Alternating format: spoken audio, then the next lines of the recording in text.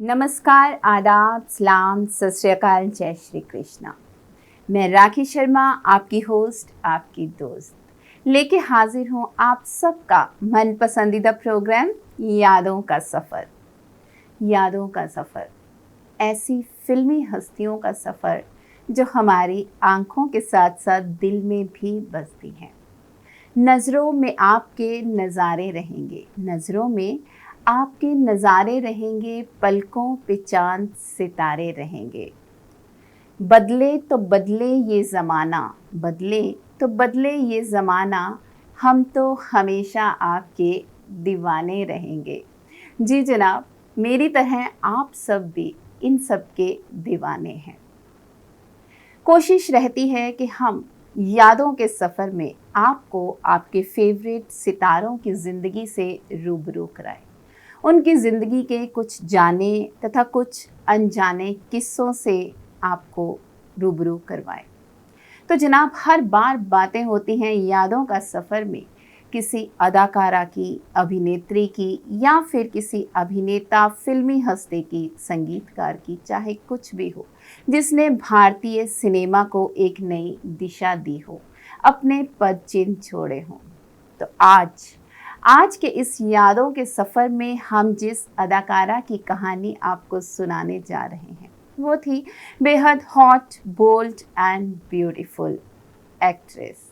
वो अभिनेत्री थी जिसने मिस एशिया पैसिफिक का खिताब जीतकर पूरी दुनिया में अपनी खूबसूरती का परचम लहराया और भारत को दुनिया की नज़रों में एक शानदार स्थान पर लाकर खड़ा कर दिया।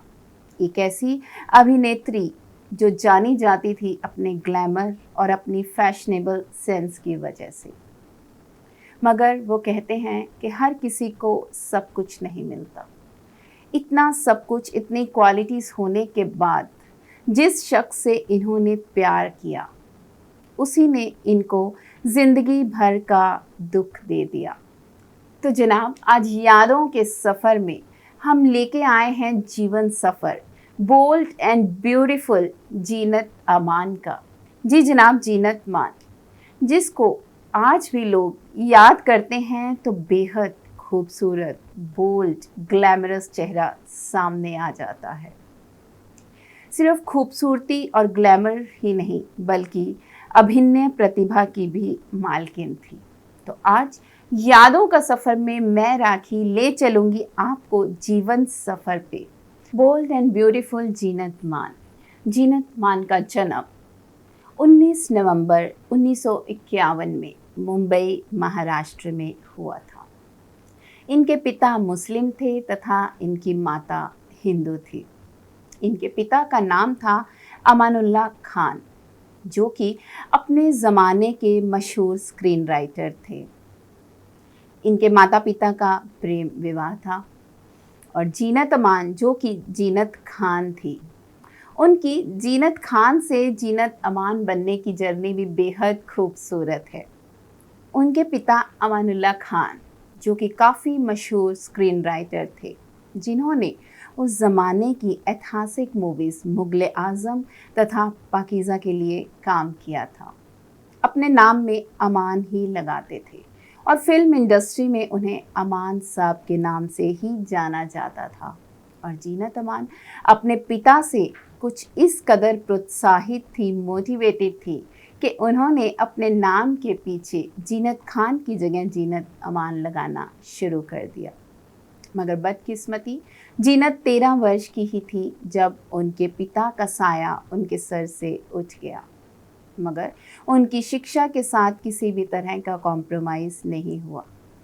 उनकी शिक्षा सारी सेंट ज़ेवियर मुंबई से संपन्न हुई। उसके बाद जीनत अमान फर्दर स्टडीज़ के लिए अब्रॉड चली गई। वहाँ इन्होंने लॉस एंजल्स में साउथ कैलिफोर्निया यूनिवर्सिटी से अपनी स्टडीज़ कंप्लीट की और मॉडलिंग में आ गई। वो वहाँ पे मॉडलिंग करती थी और कुछ समय बाद वो इंडिया आ गए और इंडिया आकर उन्होंने मिस इंडिया में पार्टिसिपेट किया, जिसमें यह द्वितीय स्थान पर रही। और ये बात भी बहुत कम लोग जानते होंगे कि मिस वर्ल्ड के कॉन्टेस्ट में जीनत अमान ने मिस एशिया पैसिफिक जीतकर भारत को एक खूबसूरत जीत दिलाई।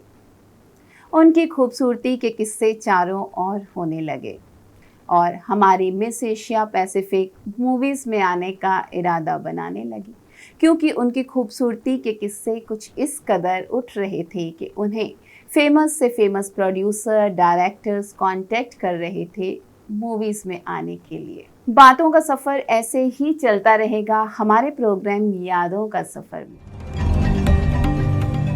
ज़िंदगी की यादों को ताज़ा करता सफ़र, और आज बातें हो रही हैं ब्यूटीफुल एक्ट्रेस जीनत मान की। तो ले चलते हैं आपको जीनत मान के जीवन सफ़र पे। शुरुआत करते हैं उनके फिल्मी सफ़र की। अगर बात की जाए उनके फिल्मी सफ़र की तो 1970 में movie the evil with in से शुरुआत की गई, जो कि देवानंद की मूवी थी। और कहा जाता है कि जीनत मान को मूवीज़ में लाने का श्रेय भी देव साहब को ही जाता है। मगर ये मूवी उस समय की सबसे बड़ी फ्लॉप मूवी रही, जिसमें खुद देवानंद साहब भी थे। इसके बाद ओपी रल्हन साहब ने जीनत मान को अपनी मूवीज़ में लिया। एक मूवी थी उनकी हंगामा तथा एक थी हलचल, मगर बदकिस्मती से दोनों मूवीज़ ही फ्लॉप हो गई। इसके बाद जीनत मान का दिल टूट गया और उसने वापस विदेश जाने का फैसला करने लगी। उन्होंने सोचा कि वो विदेश जाकर अपने मॉडलिंग करियर को आगे बढ़ाएगी, मगर देव साहब के कहने पर कि तुम कुछ देर रुको, क्योंकि उस समय मूवी हरे रामा हरे कृष्णा बनने की कगार पर थी, जिस मूवी में देव साहब के साथ साथ अभिनेत्री थी जीनत मान।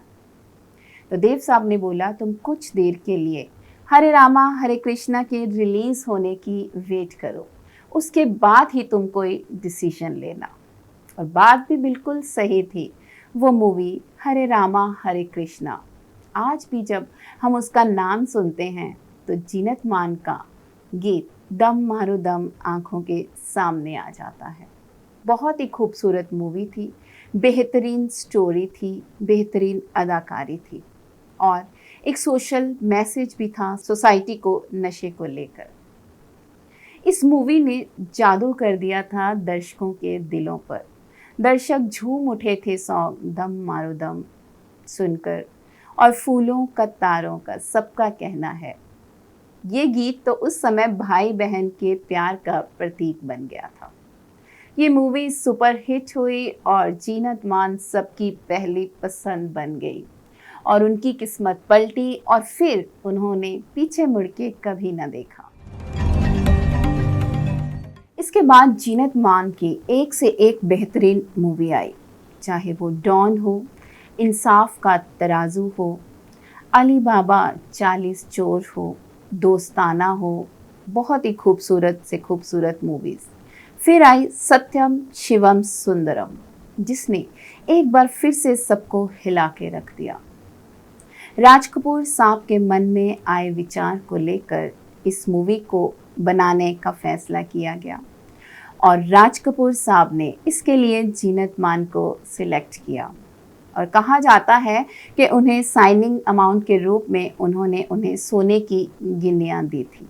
जब जीनत मान ऑडिशन के समय मेकअप लगाकर राज कपूर के सामने आई तो राज कपूर ने बोला यही मेरी पहली पसंद है इस मूवी को लेकर, क्योंकि इस मूवी में उनका एक ऐसी लड़की का किरदार था जिसका आधा चेहरा जला हुआ था।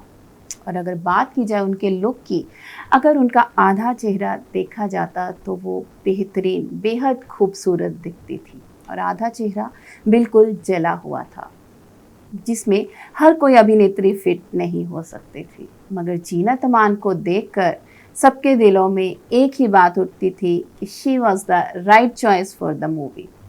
इस मूवी में जीनत मान की एक्टिंग की काफ़ी तारीफ करी गई। इसमें कहा जाता है कि उन्होंने अंग प्रदर्शन भी किया था।